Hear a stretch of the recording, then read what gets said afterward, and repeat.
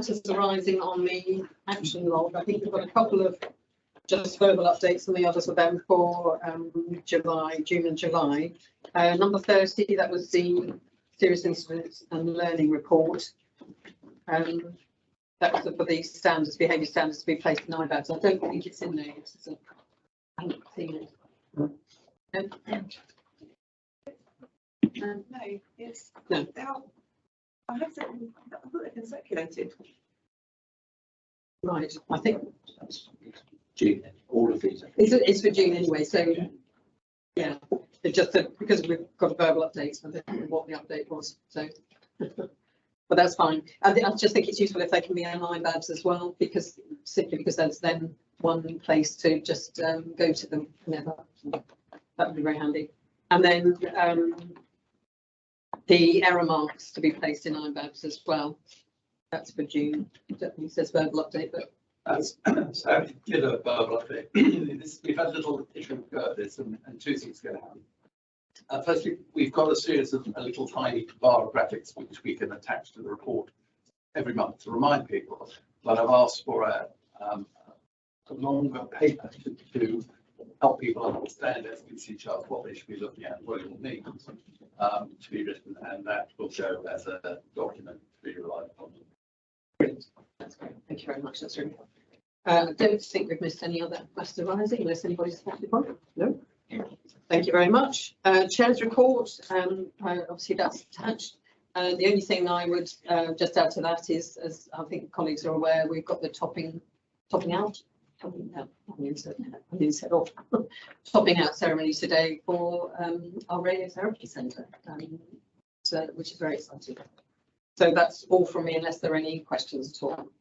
What time is that? 2:30. Hopefully you got it. There was an email came around. Hopefully you've had it, but apologies if not. I'm trouble maybe. Joe, handing over to you. Thank you. If I start with the paper that's in the pack, which is the update from the Integrated Care Board, I think there's four things that I'd like to pull out for the board's attention here. Firstly, we have now got into a position of submitting a balanced plan financially for 23-24. I'll talk a little bit about that later on, I'm sure, but that's good news.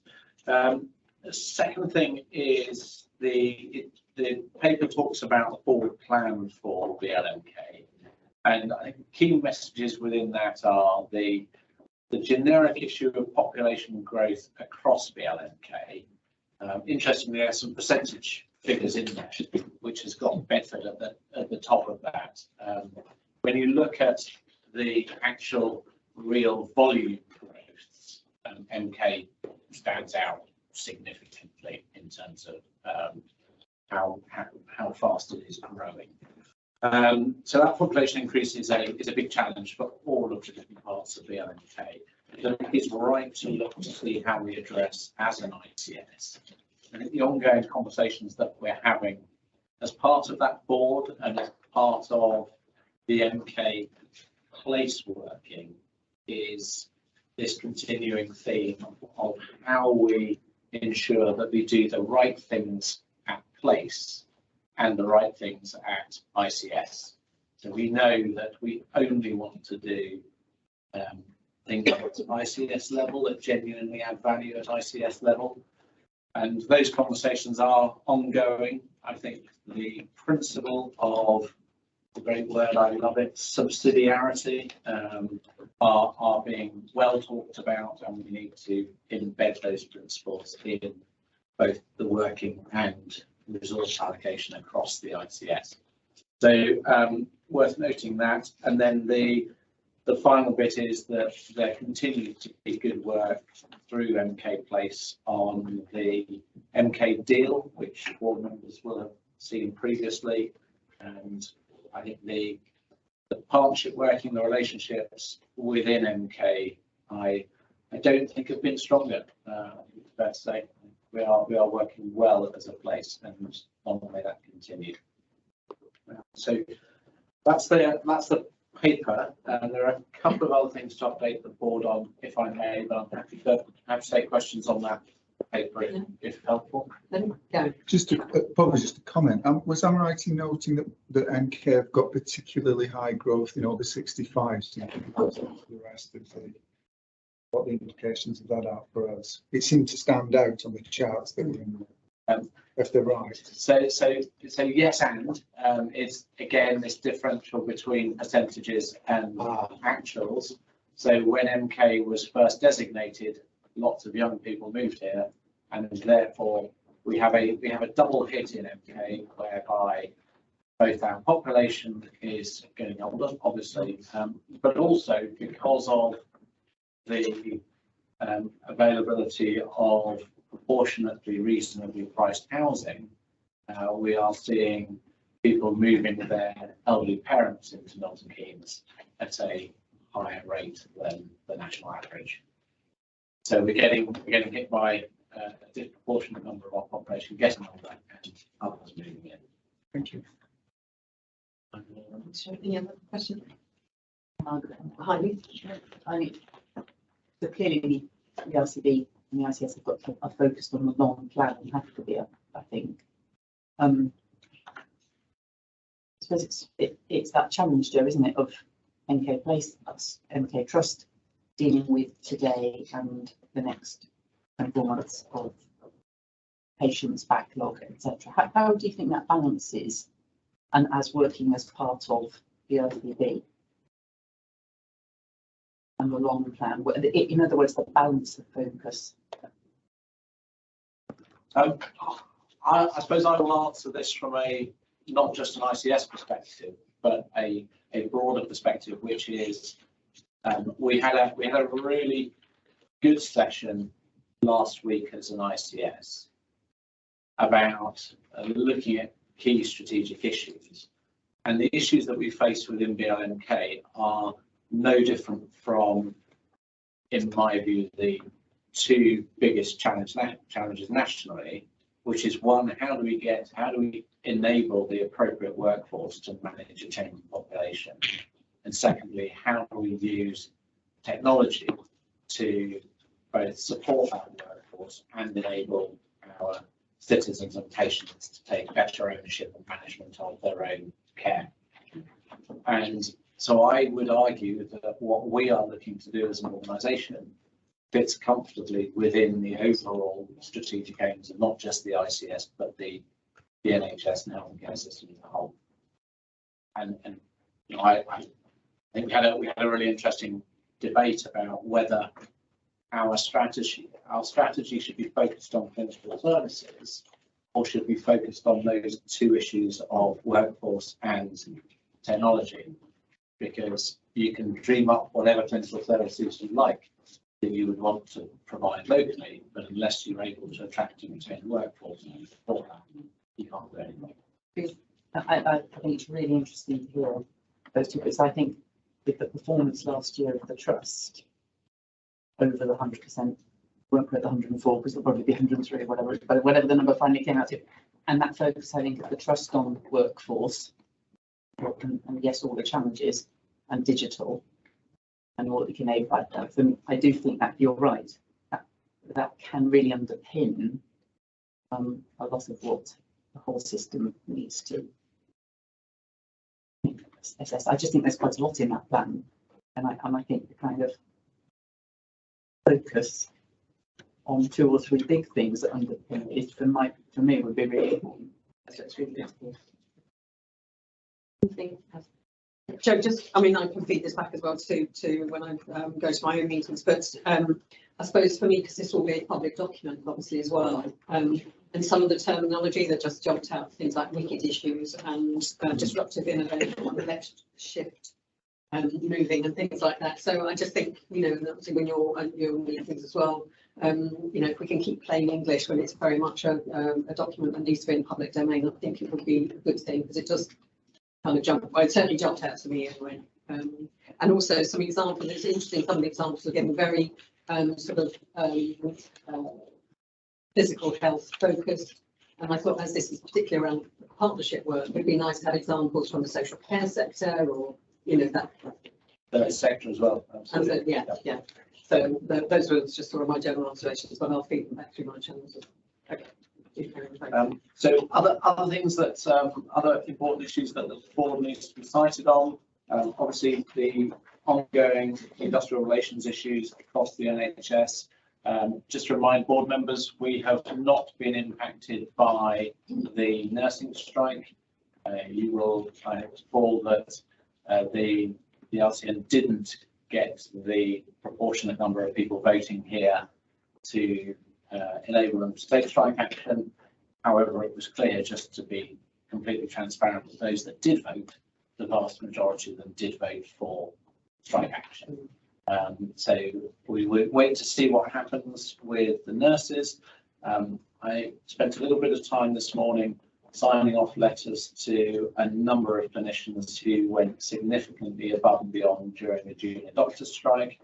And once again, I think the organisation did very, very well to cope with the challenges that it faced over that period of time. So a big thank you to everybody, not least Ian, who came back from his annual leave to be part of the workforce during that time. So thank you, and Yvonne and the nursing team who all stood up as well. And again, we wait to see what happens over the next few weeks on that. Couple of other things. We are live now with Sign Live, which is a support mechanism for patients and families and carers who are deaf or have hearing difficulties. This is a really big step in the right direction to supporting those individuals that are coming in who have some form of hearing impairment.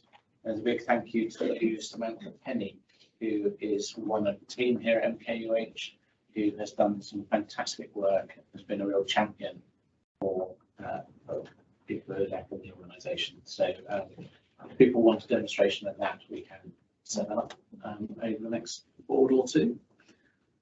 Secondly, it's worth highlighting that unfortunately with bank holidays, what tends to happen is that the number of emergency department attendances reduces on the bank holiday Monday and then significantly increases on the working day Tuesday. And so you are in an organisation that is currently under significant pressure and is seeing very high volumes of patients coming through on working days, bank holidays. So that is causing some operational difficulties. A big thank you to the finance team under Terry's leadership for the submission of the accounts on time and all being well to be audited without any difficulty at all. We take it for granted that this happens every year. I am aware of at least one other organisation who has only just managed to appoint the next set of auditors. So we shouldn't take it for granted, and we should thank absolutely Terry and the team for all the hard work that goes into that. Timescales get tighter and tighter each year, so it's not easy to do. And then the final thing, coming back to the theme of staffing, is that we have just started our festival, which is spelt festival, which is our replacement for event in a tent.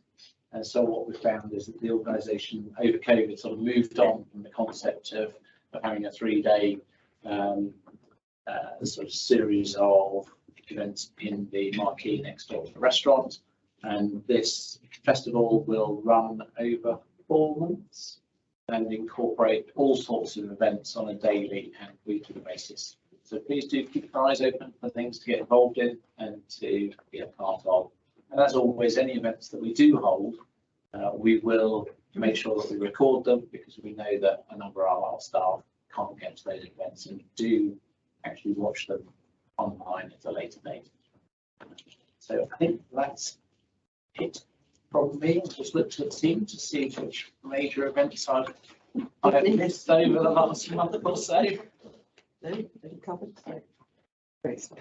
Thanks, Jeff. Thank you. And yes, and I'm sure the board would join you as well with all the thanks to those Ian and others, Yvonne, covering those challenging periods with the strikes, and Terry as well for you and your team getting those accounts done. Okay, any other questions?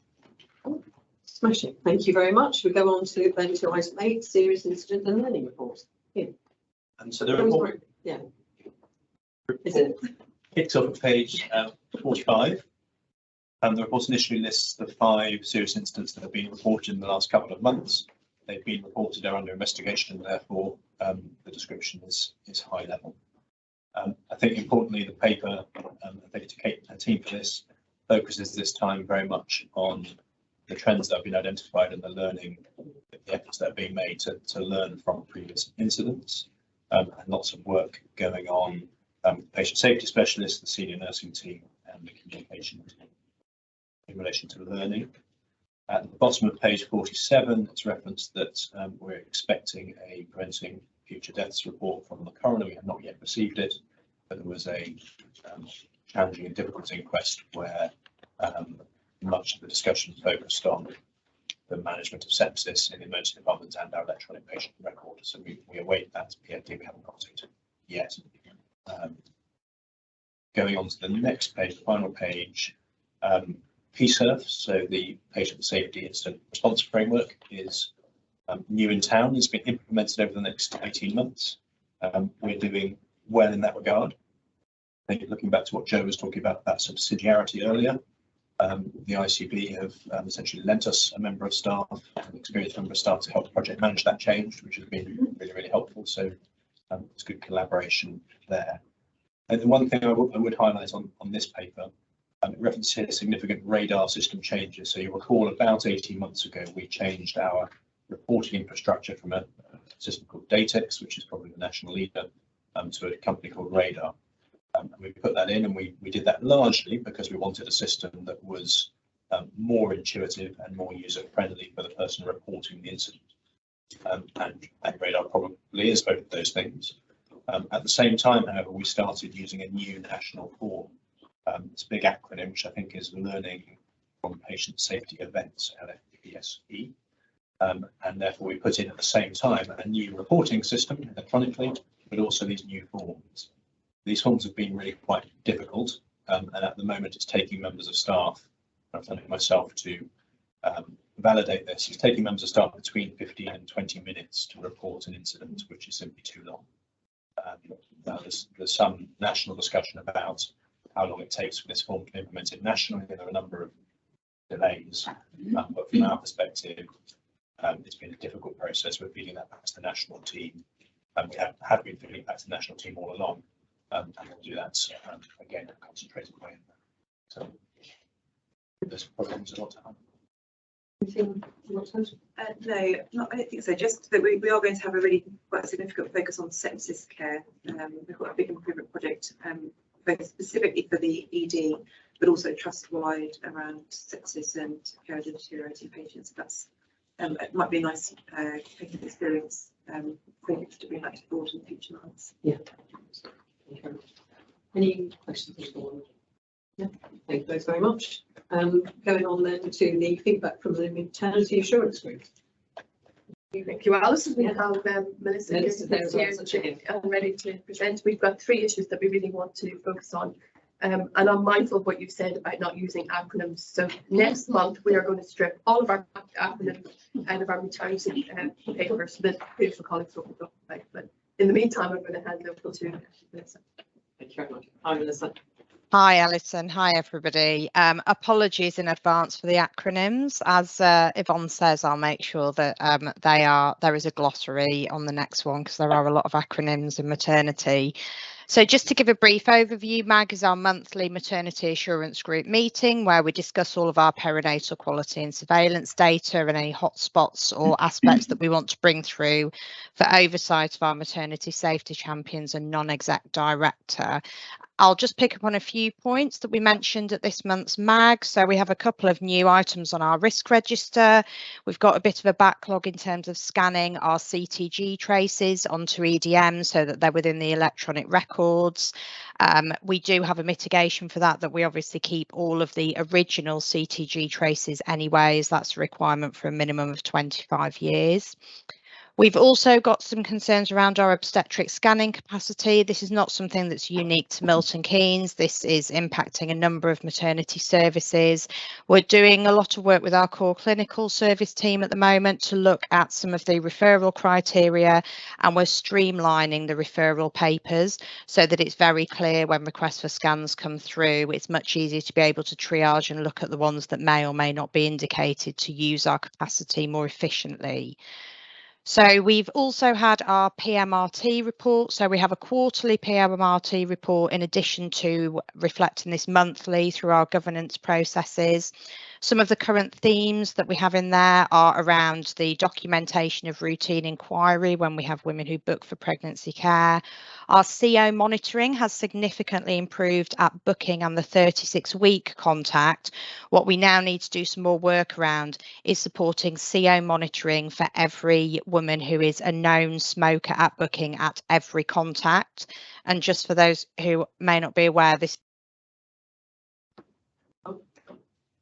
Melissa, you've gone on mute. Sorry, I've gone on mute. This is where you blow into it a tube and it assesses your CO level, and that indicates whether or not you are a smoker or have some impact around CO that may be within your environment. We're also rewriting our DNA policy currently just to make it more usable and to put some other factors in there which take into account different members within our population and the way that they may find it easier to hear about how they've missed an appointment and what we do for a follow-up. And obstetric ultrasound is on there as well. Our bereavement midwife is doing a lot of work on the bereavement checklist at the moment, just to make sure that we have all the information there for our teams. Attain, which is our process where we look at all babies who are term, which is over 37 weeks, who are born and are admitted to our neonatal unit to understand whether it was avoidable or unavoidable. Our annual admission rate last year overall was 5.6, which is below the national average of 6.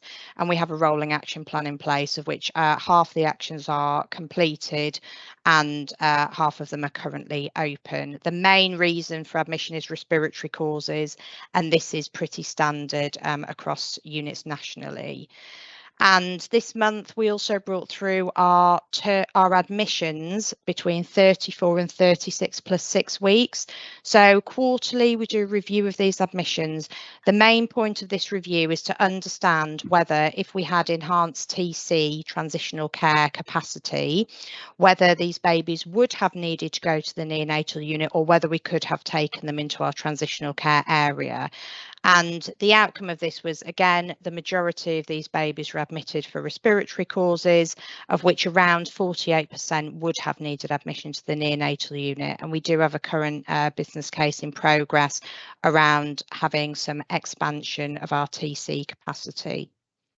Happy to answer any questions. Great. Thank you, Melissa. Thank you for the update. Any questions at all?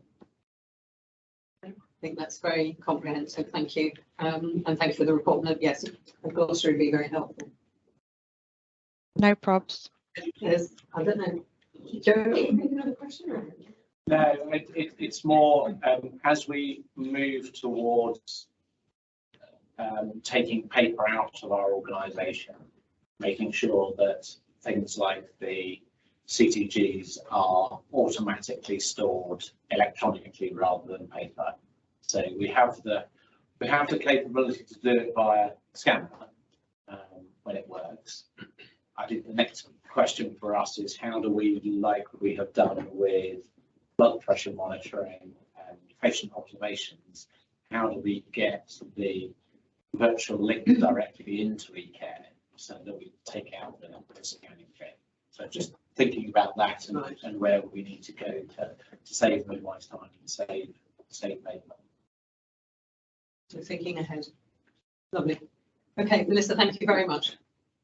Thank you. On to item 10 then, the performance report. Thank you, Alison. So we present a report ending in March, the end of the year. I think the delivery can be summarised across the emergency agenda where we planned to be, and we've been consistently reporting through the board about how well we've done on the emergency delivery. we've seen an increasing impact, as Joe's referenced already, as well in terms of numbers. That peaks and troughs, but certainly March saw high numbers attend. From an elective forecast position, our objectives were to clear the 104-week waiters, which we did, and to clear 78 weeks was the next challenge, bringing down that. And we ended on our forecast of 20 patients in orthopaedics, which we've been consistently reporting some challenges within that service in terms of doing that. Just to give a perspective though, over 2,000 patients currently waiting over 52 weeks at the end of the year, and a similar position now in months, which 2 or 3 years ago pre-pandemic we wouldn't have had any. So there's still a huge task to obviously bring back the elective capacity and get on top of that in the forthcoming year. Our diagnostic challenges showed good recovery in year and delivered at the end of March, but also recognising we put a significant amount of investment into delivering that. And I guess we'll have some challenges as we move forward. We have a very full hospital, escalation capacity in March. We obviously endured the 72-hour junior doctor strike. That went relatively well in terms of attendances. People stayed well. We put in quite a lot of effort into the hospital to decompress it before. And I think we continue to report significant progress when we get the system all focused on MAID events, as we've discussed here before. Again, we come together we make impacts and inroads and decompress the hospital and bring the non-criteria to reside number down for a few days. We don't manage to sustain that on a day-to-day systematic way going forward. I think that would be a challenge going forward. Outpatients, I guess in the month of March, again, clearly impacted by 72 hours plus of strike action, whereby we had to take people off clinics in order to make the hospital safe and manage the inpatient wards. We cancelled about 800 patients in that first strike period. So going forward into April, the moving agenda and the key targets, which presents us with a consistent line of red on our performance report, sees the emergency target come down to 76% in terms of patients spending 4 hours in A&E, and we are on track for that. Our elective performance needs a lot of work in terms of changing that RTT movement. We're not out with the backlogs that others have got, but we've got significant movement that I think we've discussed through here before, theatre productivity, and in a sense increasing our protection of those elective care pathways to make sure we deliver for those patients. And I think I'll pause there for any questions. Thank you very much. Thank you. Any questions at all on the performance? I'm sure Daniel will pick it up, but I think there's not been a significant decline in the staff turnover. Yeah, sorry, I was leaving the finance and workforce elements to colleagues as they pick up in their reports. Yeah. I'm just wondering, in terms of the waiting times as well, Emma, I know sometimes, I'm not quite sure on the proportion, but sometimes patients choose actually to have a different date. So the wait might increase, but it's not necessarily because of delay on our side. And I'm just wondering if that's the sort of the numbers around that, is it significant or should be? No, so. Patient choices, and we don't stop clocks, as we say, for that element. Yeah. But it's rarely an impact in terms of it's minor numbers rather than a significant impact. Yeah. Any other questions? Okay, thank you very much. Oh, actually, we've got a short break. Is ready to have a comfort break for 10 minutes. We can come back at 10 minutes. Thank you very much.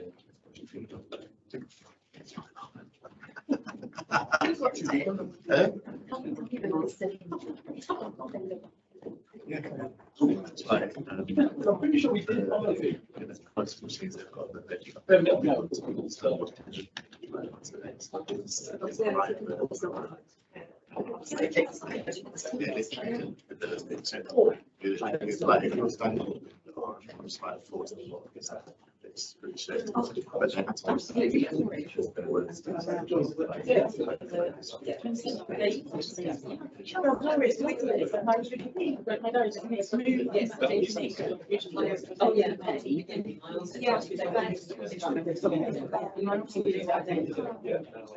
So I know we have to do that to pick up. Yeah.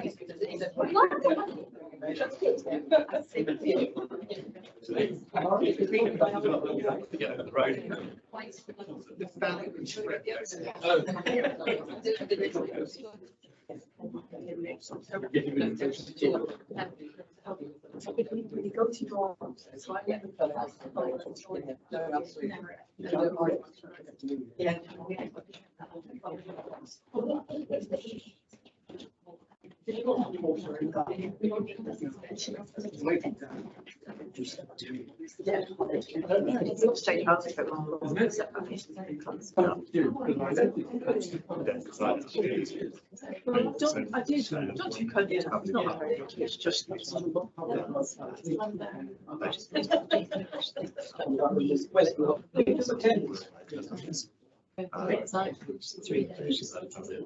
Because apologies, so I mean, I'm online,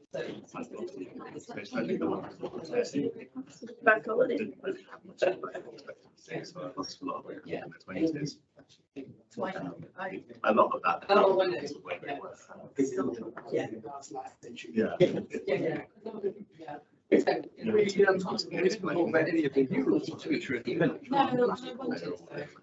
You need to talk about because this will be the last time. Well, I thought I wasn't going to try to.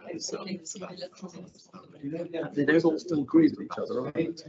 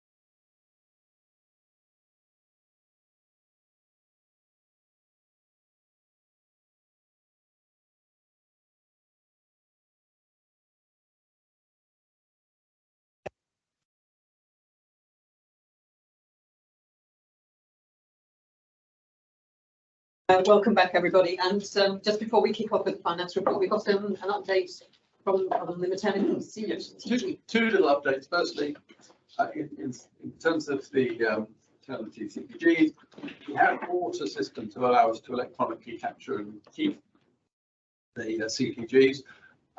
It's in a work queue for delivery,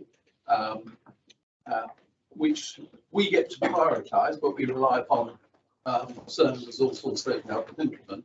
Currently programmed for the end of next year, but it was felt to be, if we could bring it forward, but bring it forward means that something else probably has to slip back. And just the other thing, in terms of alerting flags, which was put up for sickle disease, there's no particular problem with having an alerting flag for sickle. We just have to do it in such a way that it's helpful, not really to the sickle team, because they know, but to the front of A&E and other people who would be able to use this flag to start a care protocol faster. So, quickly move on, we can begin to say that model. Brilliant. That's great. Thank you very much. Well, very prompt. Going on to item 11, the finance report. Sorry.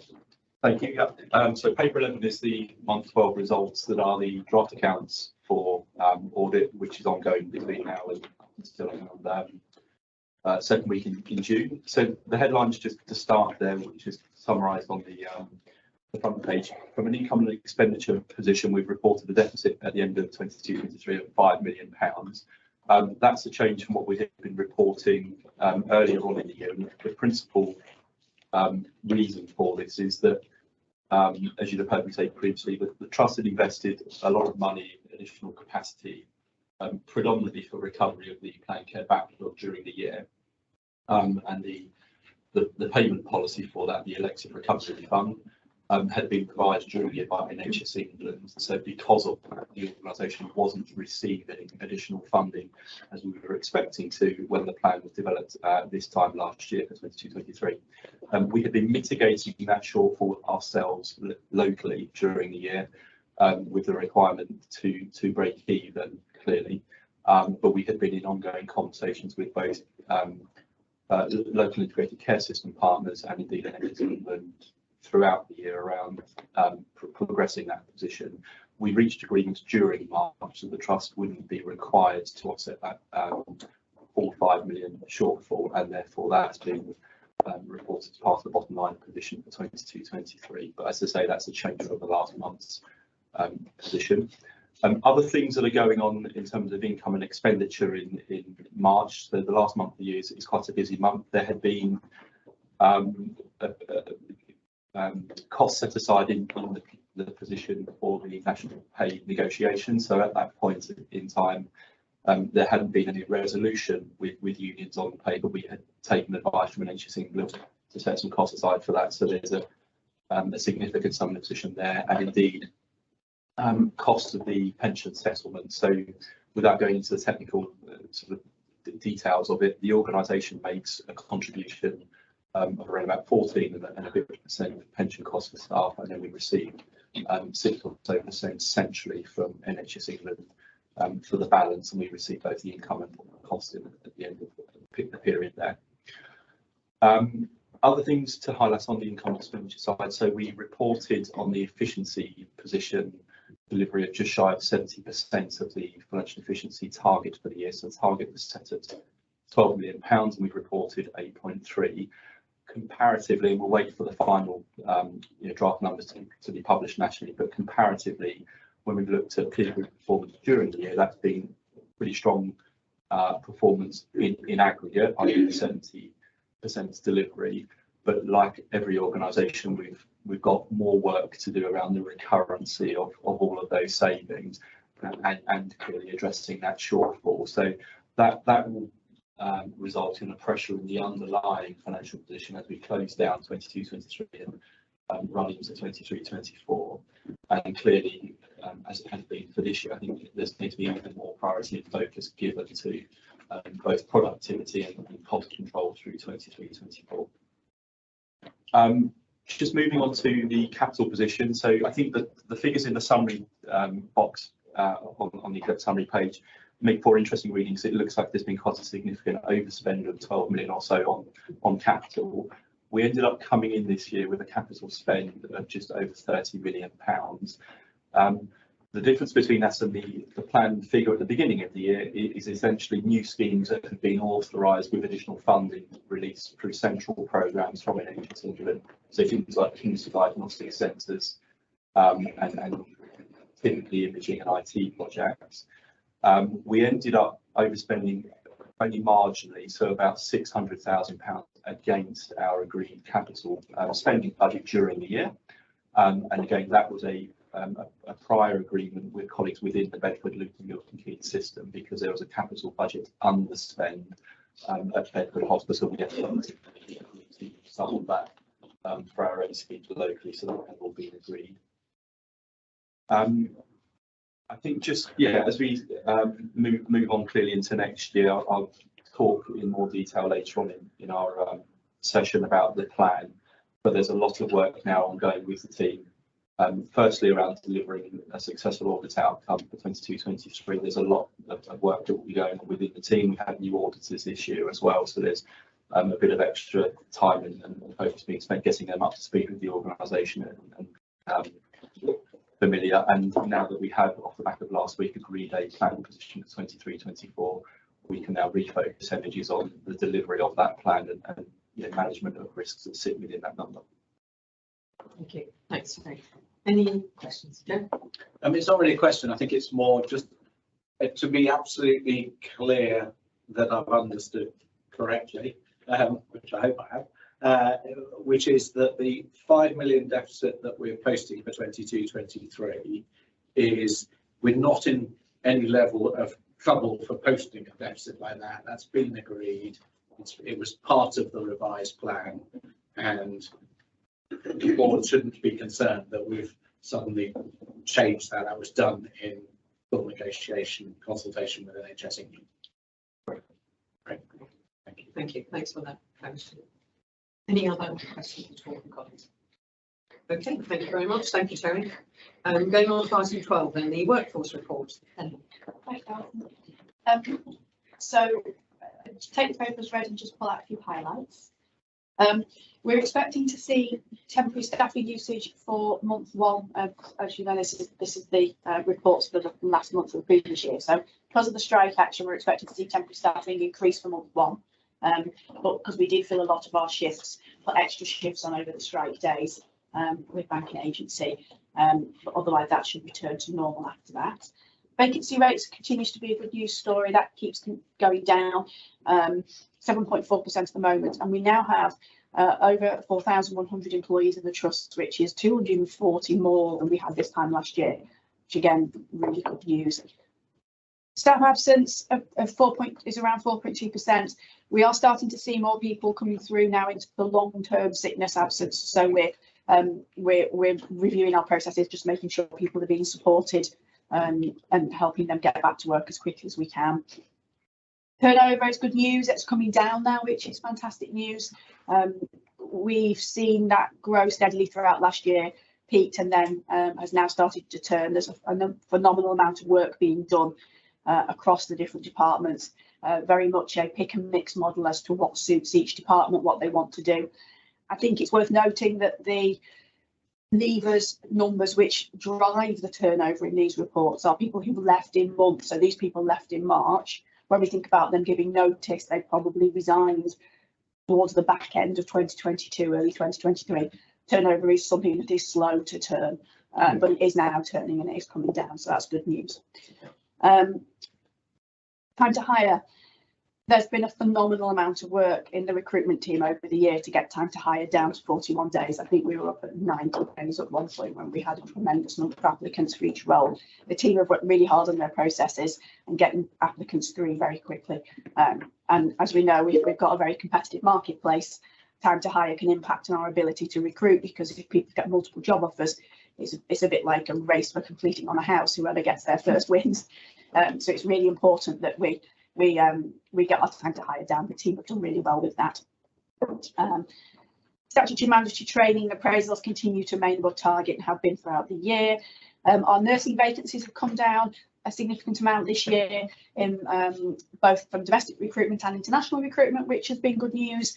But our healthcare support worker vacancies are remaining stubbornly high, so I've asked the team to do some real focused work on that. As you know, we've talked about it a lot here previously and in Workforce Committee. There's a lot of competition for the workforce that would do these roles around Milton Keynes, so we continue to work on that. We have just run our RES and our DES data, which is our race equality and disability equality data, and that will go to Workforce Committee next week, and then we'll bring that onto board once that's been there as well. And then finally, our apprenticeship team are continuing to work hard to make sure we're making the best use of our apprenticeship levy and not losing any of that funding and maximising the training. Thank you very much. Karen? Right, Daniel, take your point, and this is a difficult question so, to answer empirically. But the turnover rate is still high, and it is only a small reduction, and that's going to drive a lot of costs in the hospital going forward if it doesn't come down. You made a point about a lot of work going on that's seen a turn. What's your confidence around that trend is going in that direction, and what are you basing that view? Are you seeing a reduction in people's resignations? Do you get kind of earlier data than we see? Yeah, I think it's in relation to the feedback we get when we're taking the steps, because it depends on which department as to what they want, how they want to do things, and the interventions that they're doing in their areas. But what we're finding is interventions that we are doing are making an impact, and people are withdrawing their resignation. Now, that's not to say that we might not get into that situation with them again in a few months down the line, but there's a lot of work going on. It's a difficult climate at the moment in which to judge that. But 7%, which I guess is that target, is it 7% that target to get back to that kind of level? I'm not sure what. 9, sorry. Yeah. And when is that needs to kick in by? When do we need to get down to 9% by? I don't think it's a deadline against it. It's just that it's a rolling target. It's not been built into the financials in that. No, the forecasting in terms of the financial connection, you look at the actual costs we're incurring and basically project those forward with any manual adjustments where we've got particular interventions in place. So that. Yeah. So the likelihood is we do get it down, it will be beneficial to the budget. So the forecast, correct, yeah. From a budgeting point of view, we will set the budget, I suspect, to the levels. I understand they're not entirely insane. Yeah. So if I could just add to that, there's a sort of yes and no to that. There's an absolute yes in relation to clinical vacancies where we are required sensibly to ensure that we have minimum staffing levels as a baseline, and obviously we can do better than that, so we recruit immediately. Where we might lose a other professional, be that an administrative function or whatever, sometimes those gaps are helpful in terms of just slowing the overall run rate spend. Yeah. Sorry, Hamish. Hi, can you hear me okay? We can, thank you. Yeah. Just a question about the vacancy rates for the professional and healthcare scientists. It's still very high there. So I guess, have we got sort of targeted interventions around recruitment? Is it that the local sort of HEIs, I don't know what the conversion rate is from the universities into this organisation, and do we kind of have data around how that might be impacting the patient journey with regards to investigations or lab outcomes? So the particular number that that particular group, I think, was a lot of them are pharmacists, which we know we've got issues with recruiting to pharmacists. Each individual area have dedicated and bespoke recruitment plans, so they are tailored for obviously for the different staff group and the different departments. So yes, where we need to link with the HEIs, we are doing. Where we need to advertise in specific journals, we are doing. But any area that's got particularly high vacancy rate, as I say, that we're making sure we understand that for every individual staff group. And I suppose to Ian and colleagues, are we seeing an impact on that patient journey with the sort of deficit with the pharmacy or healthcare scientist vacancies? So certainly pharmacy vacancies are high. They are getting better. So we've made progress up over the last year or so. Clearly, we cover many of those gaps with agencies, so there'll be some issues around cost rather than necessarily human resource, but it's an ongoing piece of work. We would bite the hand off a pharmacist who wants to come and work here substantively, and they're in very short supply. I think, Ganesh, as well, I mean, something I think we've heard previously as well, sometimes some of the issues that come through in terms of patient discharge and things, I mean, just thinking about pharmacy in particular, sometimes there are delays and people are waiting that much, so we know there is an impact. But as Ian says, there's all attempts are made to cover where there are those gaps. Joe, did you want to come in on this as well? Maybe something different. All right, okay. It's a bit in the weeds, and it's perhaps something we can pick up at the workforce committee, but I just wondered on the time to hire. And different organisations measure time to hire in different ways. What's the measure from and to? And you're talking about additional resources coming to an end. Is that likely then to go back up, or are the changes you've made ongoing? So we measure from permission to recruit, so putting advert out to unconditional offer, so we don't include notice period. And the temporary resource we had in were from non-recurrent funding from last year. Obviously, it's come to an end now. We've made changes we've become slightly more electronic, but because we've seen a big spike in applicants, we're expecting the number of roles also to reduce. So we're going to watch that, and if we need to bring back requests for another 3 months of a bank person to we see it going up again. But do you think that 41, there's how much movement is there in there to reduce that? Because I know some of it's checks that are sort of out of your control, aren't they? They are part of the problem. Yeah, and anything that requires a visa or PVS just massively, they can take a very long time. So my goal is that the average standard, easy, no questions around having to go to specific police forces for written, which happens sometimes. DBS send to specific police forces to provide a written account, is around 29 days. So we've got a little bit still to go, but what we're seeing at the moment, especially, is a phenomenal number of overseas applicants who, because everything is now on Teams, these applicants can get through the application process, and it's not until we interview on Teams that we realise actually that they don't have the required visa or they don't have the required experience, and so that those numbers of applicants we're getting from unsuitable applicants are also slowing things up. So I suppose it's sort of linking to Gary's point about the turnover rate. We had a session with the NHS Chief Executive Manny Pritchard and Julian Kelly last week, and one of the numbers that they focused on was our sickness absence rates.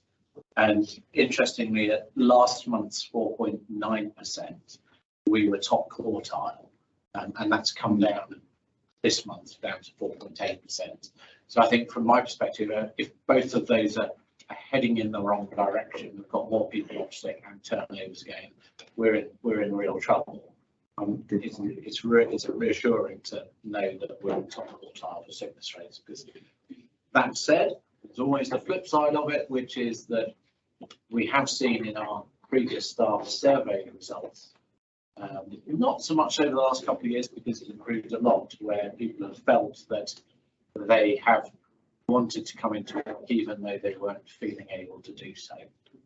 But that's improved over the last couple of years. So we just, as with any of these things, you can't take a metric in isolation. Just seeing sickness absence and turnover coming down is helpful. I think one of the things we find as well, we're starting to dig into why people are looking at people who've left, and also dig into when people are joining us, what attracted you to us. One of the things we are finding is some people who left a few months ago are now reapplying and coming back. So that's also positive. It's interesting. Yeah. Thank you. Any other questions?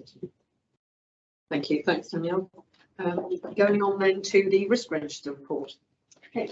The report here, there's a covering paper as well as the register, which is obviously only tiny little screens, but the summary paper just shows the movement really in the month in quite a detailed way, and what's overdue risk-wise, which is predominantly sitting in surgery. These are all reviewed by the central team, however, so we need to keep an eye on risks that are overdue their review date. New risks that are coming on, and they are a mixture of HR and some clinical risks as well, and then risks that have been closed. Some risks have increased, and we do ask to try and capture that reason for the increase and decrease on radar, but we're still training people on providing that sort of information. And I think Paul's popped an update there about a training program that he's running around risk awareness. We've also changed our risk assessment process slightly just to align health and safety executive expectations around risk assessments with our normal risk process. So you need to do a risk assessment and we'll just get a risk on register, which is, just gives us a bit of the audit trail. Thank you very much. Any questions at all? Kate, can I just ask, is there a standard time, if you like, before a trigger comes up for if it's overdue? Yes, it's in the risk. It's in our sort of risk management framework that depending on the risk score, depends on how big it's supposed to be reviewed. So obviously these are overdue that date. But we do monitor them then corporately to make sure there's nothing that's on. It's a housekeeping issue in terms of it, rather than it escalating and as they need to intervene. But it is just good housekeeping. No, so okay, thank you very much. Anything else? So how many days overdue would we let something run? It depends on. It depends on the risk. Just trying to think what it depends. It depends on the risk. But Paul and probably do a very thorough job in going to meeting with regional teams and pushing them to review their risks. I was just going to say that from the audit committee, we look at these and focus. And what I focus on is what the risk is, and I think that's as important as if it's overdue. If it's a relatively small impact and probability, then you have a different perspective on it than if it's something serious. And so that's what we try to get behind to understand what it is that's outstanding. So they do get a focus from the audit committee as well. There are lots of things that need to be noted, aren't there, and sort of monitored. I appreciate on top of the people, it's on top of whatever else they do. But we need to keep on top of that. Yeah, we don't want to see that number of overdues just growing and growing, because it means that people aren't reviewing their risk registers. But we have got a process in where we do physically meet with divisions in order to do that. So it's much more robust in terms of kind of pushing people to review. It's a bit like overdue incidents. It's just that constant, process. Any other questions? No, thank you very much. The board assurance framework. Board assurance framework. There's a small update that Kwame did to the commentary at the start around tweaking kind of scores. There is still work to do on the board assurance framework around individual risks on here with their risk owners, and just mainly around gaps in assurance really. And so we will keep going around about those sort of regular meetings with risk owners on the board assurance framework so that they are up to date. These are obviously discussed in some detail at board committee. Yes, no, absolutely. Sure. Can I draw the board's attention to page it's 19 of the report. It's the head and neck issue. I can't see what page of the pack it is. 127. Say it? 127. 127, which is the delayed response from OUH. The board will recall that we have raised concerns about the head and neck pathway, concerns with that pathway in general, and wanting to move it from Northamptonshire to Oxford as our tertiary provider. We have been asking Oxford now for a period of time. There doesn't appear to be any time frame around the decision for that.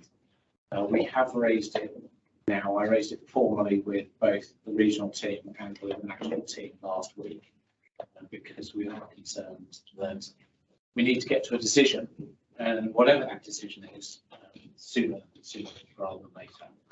So just so we have escalated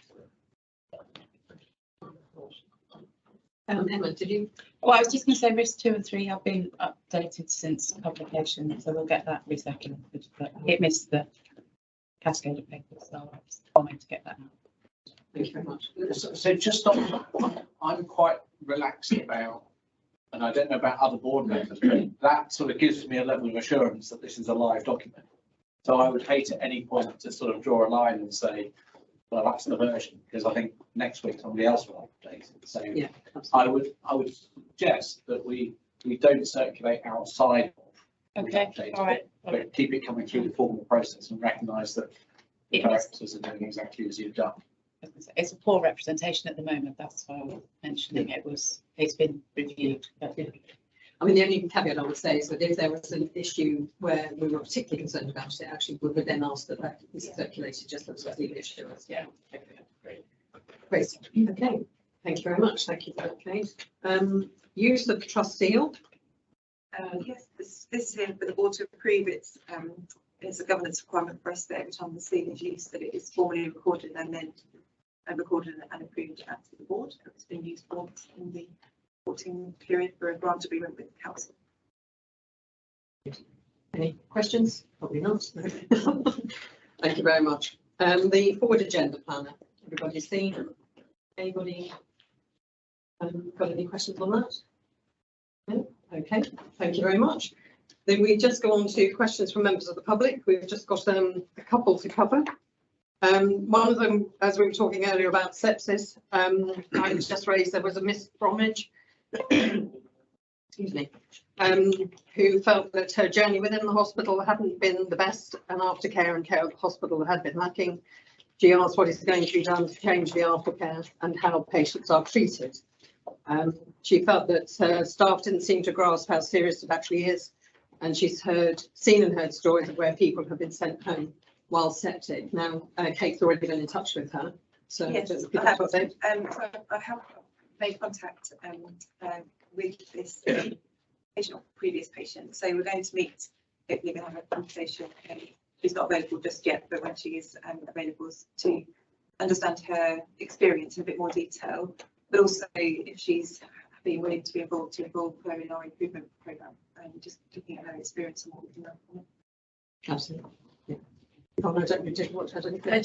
So I can add some detail on the improvement programme around sepsis. So the ED education training that's about to start. So that's already developed and ready for implementation.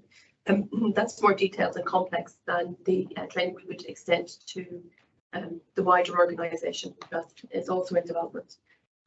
In terms of the deteriorating patient discharge processes, we have just completed a pain management, etc. We've just completed a new suite of adult inpatient metrics, which will measure all of these on a regular basis. So they will be working both with clinical teams and indeed the individual patients.